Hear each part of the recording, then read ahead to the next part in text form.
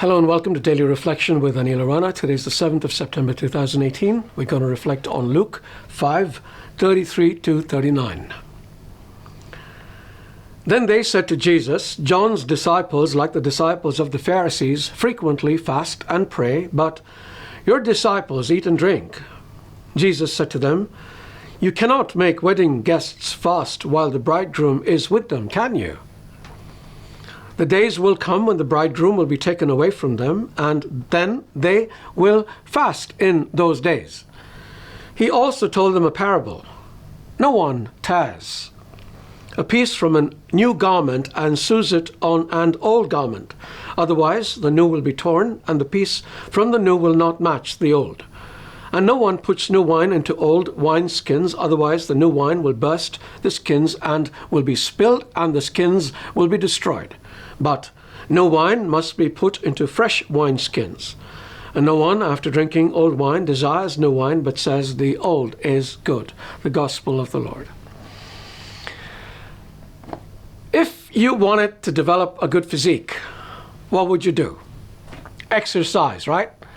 Whether you did it under supervision in a gym or on your own, the exercise would serve to build your physical muscles.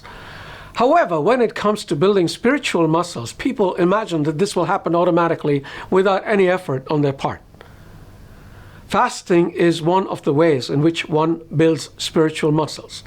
If you can say no to food, which is good for you, then it stands to reason that it will become easier for you to say no to sin, which is bad for you, right? On a related note, it also helps us to learn to resist the desires of the flesh. Paul writes, do you not know that in a race the runners all compete, but only one receives the prize? Run in such a way that you may win it. So I do not run aimlessly, but I punish my body and enslave it, so that after proclaiming to others, I myself should not be disqualified. Fasting is a way of getting our bodies to listen to us rather than us listen to our bodies. Fasting also helps in spiritual warfare. There was an occasion where the apostles tried to deliver a man who was possessed by a demon but failed. Jesus, of course, delivered the boy with a single command. When the apostles asked Jesus why they couldn't, despite their experience in the matter, Jesus told them, this kind does not go out except by prayer and fasting. Fasting is good when seeking spiritual direction as well, or gaining a sensitivity to God's voice. Anna from the New Testament is somebody who regularly fasted and prayed and was able to hear God speak to her clearly when the baby Jesus was brought into the temple. Fasting also gives victory over temptation. Remember the temptation of Jesus? You'll find that in Matthew 4. It also helps us get protection. See Esther 4:16, Ezra 8:21 to 23, 2 Chronicles 21 to 6. Just a few examples. And there are also physical benefits. It gives the body a rest while also giving it a much needed detox. If you do plan on fasting, however, check motivation. Why do you really want to fast? To lose weight?